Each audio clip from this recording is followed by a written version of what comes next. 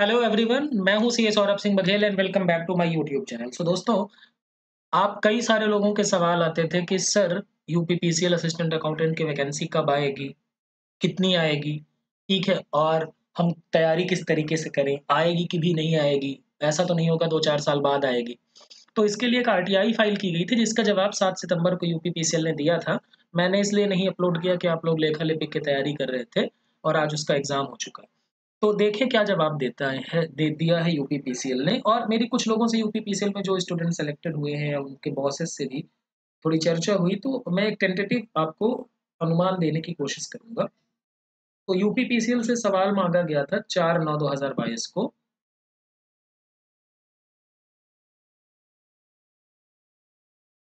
कि लेखा अधिकारी यानी अकाउंट्स ऑफिसर के कितनी वैकेंसीज हैं 4/9/2022 को। तो उन्होंने बताया कि ये हम नहीं बताएंगे, उप सचिव उत्तर प्रदेश प्राधिकरण लिमिटेड से संबंधित है ये बात। ठीक है। इसके बाद पूछा कि 4/9/2022 को सहायक लेखाकार के रिक्त पदों की संख्या। तो इसका जवाब इन्होंने दिया कि 4/9/2022 तक Uttar Pradesh power corporation limited समस्त डिस्कॉम एवं कैस्को में सहायक लेखाकार की सीधी भर्ती के 139 पद रिक्त हैं, यानी 4 सितंबर 2022 के दिन 139 वैकेंसीज हैं। ठीक है। और ये डायरेक्ट भर्ती। उसके बाद और चर्चा इसमें देख लेते हैं क्या रिप्लाई किया, फिर बताता हूँ। 4/9/2022 को लेखा लिपिक यानी अकाउंट्स क्लर्क के कितना पूछा, तो मैं उन्होंने बताया 4/9/2022 को Uttar Pradesh power corporation limited में लेखा लिपिक सीधी भर्ती के 13 पद रिक्त हैं, सिर्फ 13। ठीक है। और मैंने पूछा क्या इस वर्ष लेखा अधिकारी, लेखा सहायक, लेखापाल, लेखा लिपिक के पद के लिए नई भर्ती प्रक्रिया शुरू होगी, यदि हाँ तो संभावित तिथि क्या है।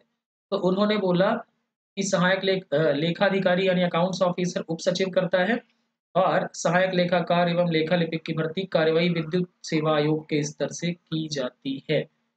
इन्होंने डेट बताने से मना कर दिया है। अब 139 नंबर ऑफ वैकेंसीज थी डायरेक्ट रिक्रूटमेंट के 4 सितंबर को। तो मेरी कुछ लोगों से बात हुई, वो कह रहे हैं कि, और जो मेरा अनुमान भी है कि लगभग 150 से लेकर के 180 के बीच में वैकेंसीज आ सकती है मिनिमम। ठीक है। 150 से 180 के बीच की वैकेंसी आ सकती है। अब सवाल ये है कि कब आएगी वैकेंसी, इंपॉर्टेंट भाई, कब आएगी वैकेंसी। तो वैकेंसी को लेके दो तरह के मत है। कुछ लोगों का कहना है कि भाई देखो वैकेंसी दिसंबर तक आ सकती है, और कुछ लोगों का कहना है कि वैकेंसी अगले साल मार्च तक में आ सकती है। ठीक है। अब आपको क्या करना है, डिसीजन अपने हिसाब से लेना है। अगर आप पहले से प्रिपेयर्ड हैं, ठीक है, या पहले से प्रिपरेशन करना चाहते हैं, तो आप अपनी तैयारी को शुरू कर सकते हैं। तो अगर देखो, जब कभी भी वैकेंसी आएगी तो जनरली आपको 2 से 3 महीने का टाइम तो मिलेगा, ठीक है, एग्जाम तक के लिए। तो दिसंबर और मार्च इसी के बीच में मुझे लगता है वैकेंसी आ जाएगी। 2021 की जो वैकेंसी आई थी वो आई थी आई थिंक सितंबर में। तो अभी तो सितंबर लगभग एंड होने को है। तो इस साल के एंड तक या अगले साल के शुरुआती महीनों में ये वैकेंसी आपको देखने को मिल सकती है। तो लगभग 150 से 180 तो अगर माने तो 150 से ज़्यादा वैकेंसी आएंगी, और 150 से ज़्यादा वैकेंसीज मतलब अच्छी वैकेंसीज हैं। तो तैयारी आप अगर करना चाहते हैं तो इस बात को मतलब बिना चिंता के करें कि अब हो सकता है वैकेंसी 4 साल आए ही ना, ऐसा नहीं होगा। वैकेंसी आएगी, और इसमें आपको पता ही है, और नहीं पता तो यहाँ पर समझ लीजिए कि 200 नंबर का पेपर होता है। ठीक है। 50 नंबर का आपका होता है कंप्यूटर, और 150 नंबर का होता है अलग से। ठीक है। अब 50 नंबर का जो कंप्यूटर होता है इसमें आपको 50% मार्क्स लाना कंपलसरी है, यानी 25 नंबर लाना कंपलसरी है। 25 से कम आए तो इधर सब बेकार है। ठीक है। लेकिन ये क्वालिफाइंग है, इसके नंबर नहीं जुड़ेंगे, लेकिन ये बहुत ही ज्यादा जरूरी है। और इधर 150 नंबर का जो पेपर आता है इसमें दो पोर्शन है। एक में आपका हिंदी, इंग्लिश और मैथ्स आता है, ये 75 नंबर का, यानी 25-25 नंबर के। 25 की हिंदी, 25 की इंग्लिश और 25 के मैथ्स। ठीक है। और यहाँ पे आपको आता है क्या, कॉमर्स का पोर्शन आता है 75 नंबर का। अब इसमें 3 चीज़ें, 3 सब्जेक्ट्स हैं।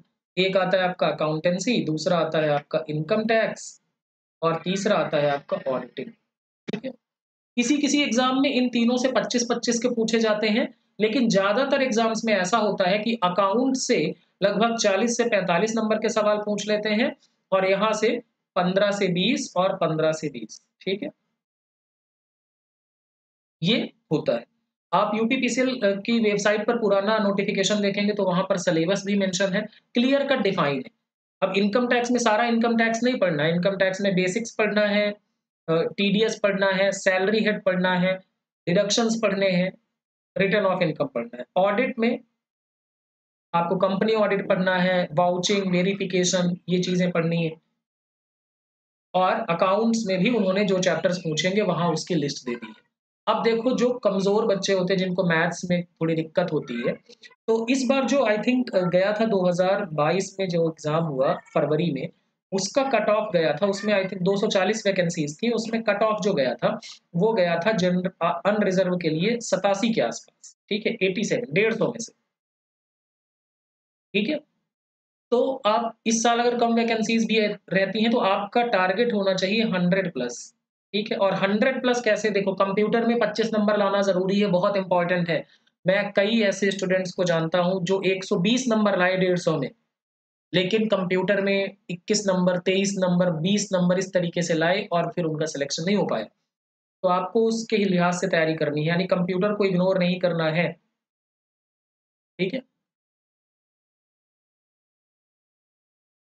तो देखें, हिंदी, इंग्लिश, मैथ्स 25, 25, 25। अगर कंप्यूटर के बाद जो कोई इम्पोर्टेंट रोल प्ले करता है, वो होता है आपका कॉमर्स का सेक्शन। बोले सर आप कॉमर्स वाला सेक्शन पढ़ाते हैं इसलिए उसकी तारीफ़ कर रहे हैं। भाई बात ऐसी ही है तो मैं क्या बोलूँ, ठीक है? तो इसमें अकाउंटेंसी, इनकम टैक्स और ऑडिट। अगर आप इसको ठीक तरीके से कवर कर लेते हैं, मेरी बात ध्यान से सुनिएगा, अगर आप इसको ठीक तरीके से कंप्लीट कर लेते हैं, तो 75 में से अगर आप औसत विद्यार्थी हैं, एवरेज स्टूडेंट हैं, तो 60 नंबर स्कोर कर सकते हैं। और अगर आप एकदम दिल लगा कर के पढ़ते हैं, मन लगा के पढ़ते हैं, तो 70 नंबर से ज़्यादा भी स्कोर करना कोई बड़ी बात नहीं, ठीक है? अगर आपने यहाँ पर समझिए चलो मैंने 65 स्कोर कर लिया और आपका 100 का टारगेट है तो इधर आपको 75 में 35 नंबर चाहिए। मतलब अगर आपकी हिंदी, इंग्लिश या मैथ्स में से कोई भी कमज़ोर है, तो आपको क्या करना पड़ेगा? इधर आपको अपने आप को बढ़त लेनी पड़ेगी। अगर इधर भी आपको आए सिर्फ़ 50 नंबर और इधर आए आपको 30 नंबर, तो 80 नंबर में सिलेक्शन होना बहुत मुश्किल हो जाएगा। अनरिज़र्व के लिए बात कर रहा हूँ, ठीक है? तो आपको 100 प्लस का टारगेट रखना है और 100 प्लस के टारगेट में आपको किस तरीके से सब्जेक्ट की इम्पोर्टेंस के हिसाब से ध्यान देना है। ऐसा नहीं कि हिंदी, इंग्लिश, मैथ को इग्नोर कर देना है, ऐसा नहीं, बिल्कुल नहीं। इनमें भी ईज़ी-ईज़ी चैप्टर्स हैं, उन पे आप कमांड करके 75 में 35 से 40 नंबर का टारगेट रख सकते हैं। तो ये इन्फॉर्मेशन थी। अब देखो मेरे ऐप पर लिंक जिसके डिस्क्रिप्शन पे है, वहाँ पर जो मैंने अभी जो 2022 फरवरी में एग्जाम हुआ था, उसकी प्रिपरेशन करवाई थी कॉमर्स पोर्शन की, इनकम टैक्स, अकाउंटिंग और ऑडिटिंग की। तो वो कोर्स लेकर आप अपनी तैयारी को अगर कंटिन्यू करना चाहते हैं तो कर सकते हैं। बाकी बहुत सारे लोगों का क्वेश्चन है सर लाइव बैच कब स्टार्ट होगा? देखो नोटिफिकेशन आने के बाद लाइव बैच स्टार्ट करने के बारे में सोचेंगे। अभी ऐसा कोई विचार नहीं है। आप उस कोर्स से भी तैयारी कर सकते हैं क्योंकि वो कोर्स बिल्कुल सेम है। अकाउंट और ऑडिटिंग तो वही रहना है। इनकम टैक्स में थोड़े परिवर्तन हो सकते हैं, उसके बारे में अगर जब भी कभी एग्जाम देने जाएंगे तो उसके बारे में आपको इन्फॉर्म कर दिया जाएगा। तो आई होप आप सभी की कुछ क्वेरीज सॉल्व हो गई होंगी और अगर अच्छा लगे ये वीडियो तो अपने दोस्तों के साथ भी शेयर कर दीजिएगा। So thank you so much everyone, bye bye.